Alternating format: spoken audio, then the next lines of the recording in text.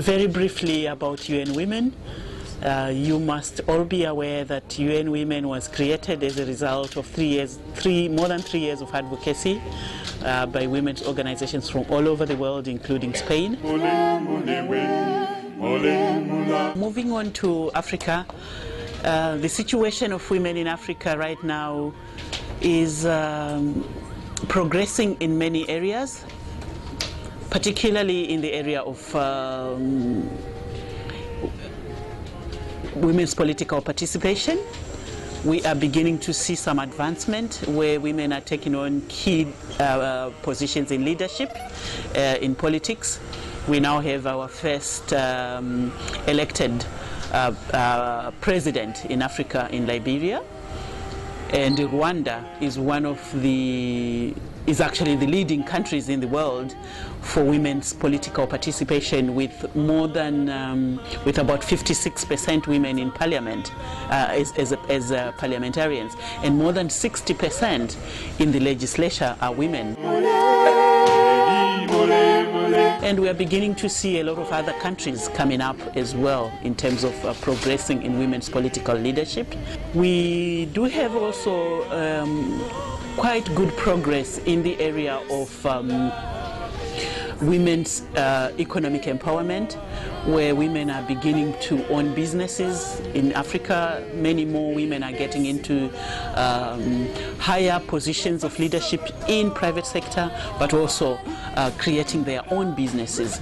We have many more women now who are engaging in informal trade. While it's not recognized officially as contributing to national economies, but it is actually a huge contribution that women are making. The one challenge, the one area where we still see a huge challenge in Africa is the issue of ending violence against women. That problem, as it is in the rest of the world, continues to be a major challenge for Africa, and this explains the mission I just ended in Ethiopia, where we were discussing the Africa Unite campaign to end violence against women. We just concluded a baseline survey to measure what is the situation of violence in Africa with the support of Population Council. Unfortunately, the data is not available because it's not recorded. This is the biggest challenge we have in Africa. Why? Because traditionally and culturally in African traditions, most of the violence happens in the home. It's domestic violence. So and in tradition and in culture in Africa, it's acceptable for a woman to be beaten by a man. So if a woman was to go, say, to a police station to report that their husband beat them, the police would simply tell them to go back home because it's allowed. So it would not be recorded. Or if a woman was beaten by a husband and maybe got very injured and went to hospital, she would lie. She would not tell the hospital that the wounds she have or she has come because she has been beaten by a husband. She would say, I fell off the stairs, or I fell from a tree, or she would lie, because culturally you cannot report your husband for having beaten you up. So the data itself, I can never tell you the prevalence data. However, we are progressing now within the context of this campaign to really begin to make this, to deal with these cultural and traditional barriers, and make women speak out, but also make all institutions of government recognize women when they come to report that they've been beaten or they've been abused in one way or another. And so in that regard, data collection and availability of data is something we are campaigning around.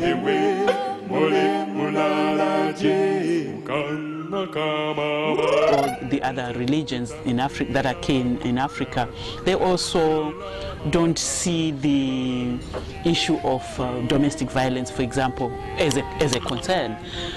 And for that reason, in the context of this campaign that we are now running, we are also targeting religious leaders.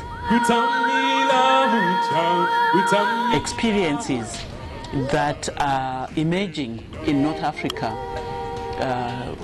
have a lot of, there is a possibility that the same could happen in sub-Saharan Africa, which is my region. What I have learned or seen personally in the revolutions in North Africa is the way, as you were discussing just now, that not only women but the youth have decided not to let oppression continue, and they have decided to speak out and make known their wishes.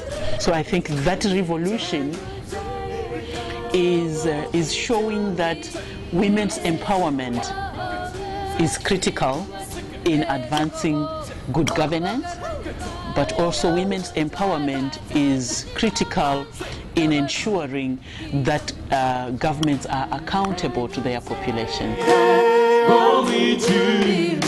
Now we are currently developing a DRC country strategy for UN women, which we are doing in consultation with the government, with civil society, with UN partners and other development partners to identify the key actions that UN women could do. And what is coming out in that consultation is we have to focus a lot on women's participation in governance and leadership.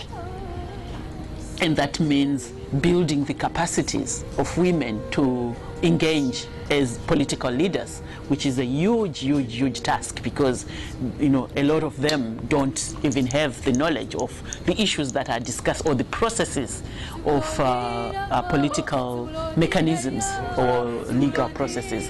What the women are saying in the consultation we did in DRC over the past 2 months is that we cannot go and participate in politics if we are not economically empowered, if we don't have the resources to even compete in elections.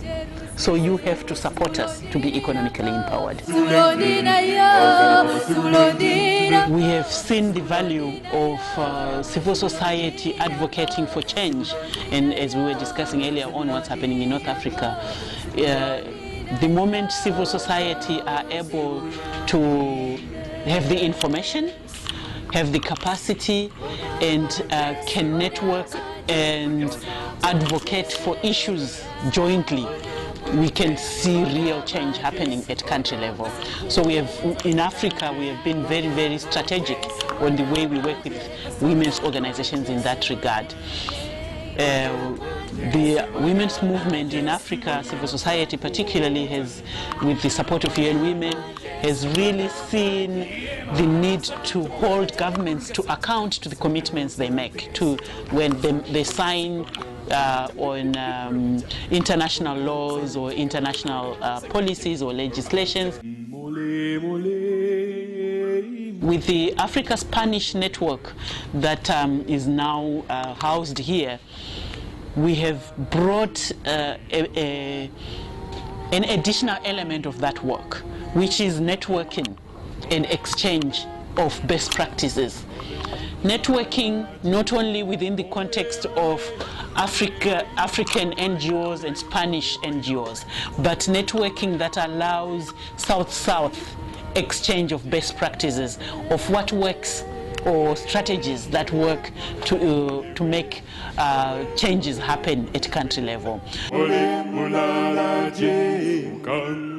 So over the past 3 years that we have been running this project, the Africa Spanish Network, Women for a Better World, we have begun to see a lot of sharing of strategies and sharing of best practices from Spanish NGOs to Africa, but knowledge generation also. There has been a lot of capacity building and learning that has been taking place as a result of this exchange. And more importantly, recently we are beginning to even move into a process where, within the context of the network, there are opportunities for sharing information on sources of funding, for example. So, for example, in the recent months, through the project, the Africa Spanish Network project that is based here and headed by Maria Elena and Ruth here,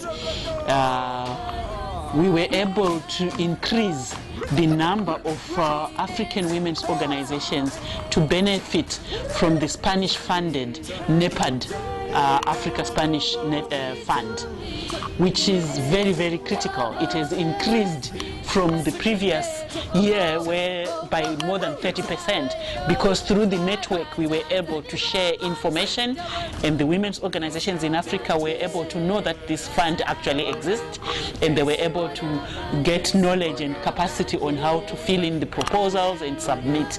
And to the extent that the NEPAD Secretariat decided to extend the application deadline, because they saw a lot more applications coming as a result of the information sharing that happened through this network. So it is really a very powerful tool to support women's organizations in Africa, and UN Women is behind that.